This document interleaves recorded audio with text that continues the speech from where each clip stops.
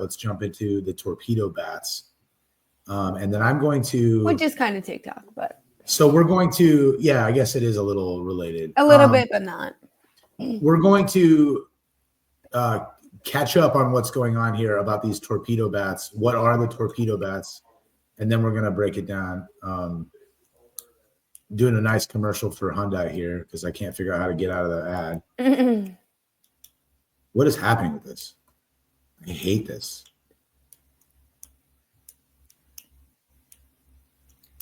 All right, here we go. Who's ready?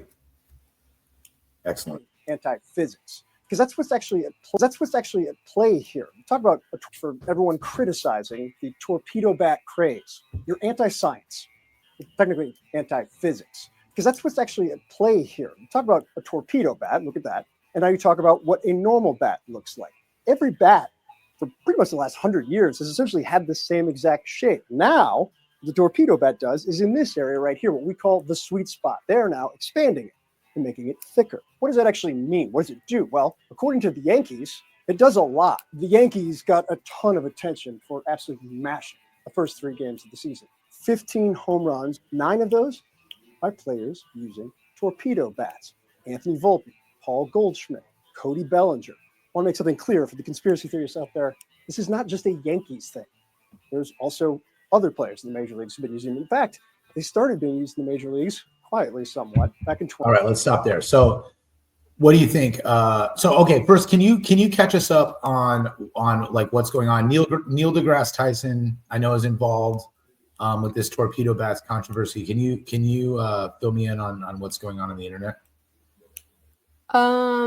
I don't know how much I can fill in because I just like kind of got a good understanding of what was going on, and then I didn't really see what the arguments were being made on both sides. But from my understanding is they have a really good statistician. That's, using my sports brain and like being a coach, they have someone who's smart as hell and was able to analyze the data very well because they learned something about something about the logo on the bat and like where their hits were coming off of, and like an overwhelming percentage of their hits were coming from that point on the bat.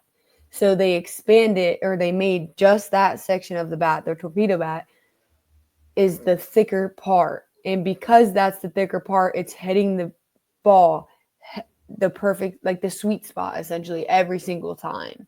So, but I think it's interesting that it's been that's stuff that I didn't know. I didn't know how long it's been around, because I was going to say in sports and in literally life, like a lot of things, not in sports, but like in life, a lot of rules are written in blood. In sports, a lot of rules are written because of what people have prior done. Like, I'm interested to see if it continues and like they look to ban something like this, or since it has been a part of the game, what the scope of it's going to look like from here on out, because clearly this is something that has been forgotten about for however many years, and someone was smart enough to revisit it. Basically, like, I think Neil deGrasse Tyson, what I saw was that he had like come out and said that it was cheating, or that it seemed like it was cheating, and that because they were using like these bats, that's why they're doing so good.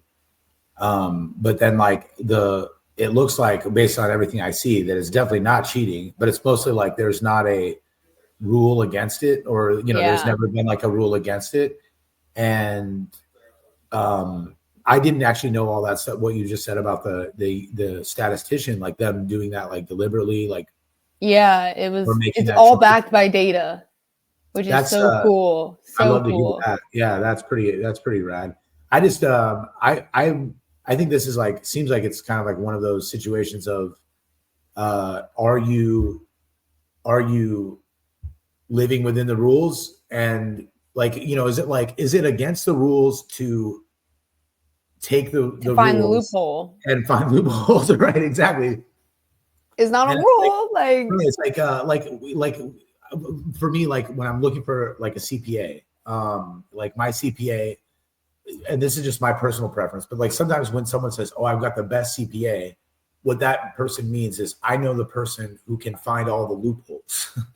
And some people mean, my personal preference is like someone who protects, I like someone, when I say good CPA, I'm looking for someone who's going to make sure I don't get audited, who's going to make sure I pay whatever I have to pay so that the IRS doesn't come knocking on my door. But some people are like, I'm looking to push, then there's like all these people in between. And what do they mean by good? And I think this is like, I think that, it's a little bit like that. It's like, does it make you a better team? Does it make it cheating to find the loopholes? And I think my honest answer is that I don't think it makes it cheating. I don't think it makes it cheating at all. It makes them smarter, right. And they have better resources.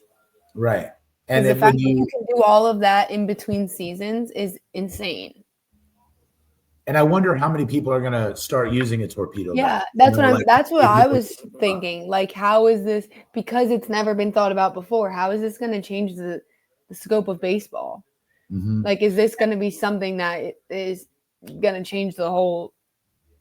Everyone's going to start using that's going to be the new standard, to use torpedo bats, you know. And I wonder too, is this going to trickle over to softball?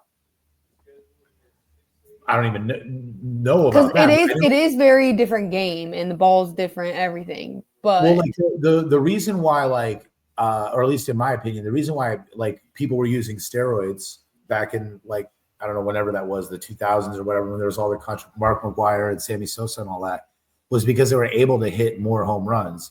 And like, it seemed like, I know it's like a big nuanced issue, but it seemed like the reason why the league and everybody was kind of like looking the other way was because it benefited the league to hit more home runs. And like all these home runs, people like home runs, and it's, it's like, it makes the game a little bit more exciting. And I think at that time, especially, like, baseball in general was kind of like on a downturn. Mm-hmm. And so I think, I wonder if the league, from the league's perspective, if they're like, this is like, a beautiful marriage. They still have to hit the ball, but they can use this like weirdly shaped bat or whatever.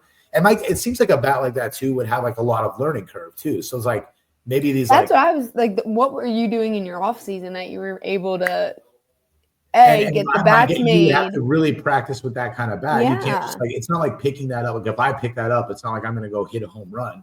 Yeah. It's like you still have to be really good. You still have to hit it. I'm guessing the opportunity, I'm totally speculating, but just from what I understand about like science and physics, I'm guessing that the traditional bat is probably like a lower learning curve, like better for people. Like, you'll hit less fouls overall, you know what I mean, with that kind of bat, but probably less home runs. But it's like more of like a straightforward bat, because when you have more, right. Like, if you hit it a little bit this way, a little bit, you have to go, you're not going to hit the shoot ball off with a regular ball. But when you start to get more right, it seems like that kind of rounded curve would make it like where you really had to hit it like spot on. And these like really great baseball players can do that, but I don't know that every Tom, Dick, and Harry could do that. Yeah. So I don't think it's cheating at all. I think it's more like,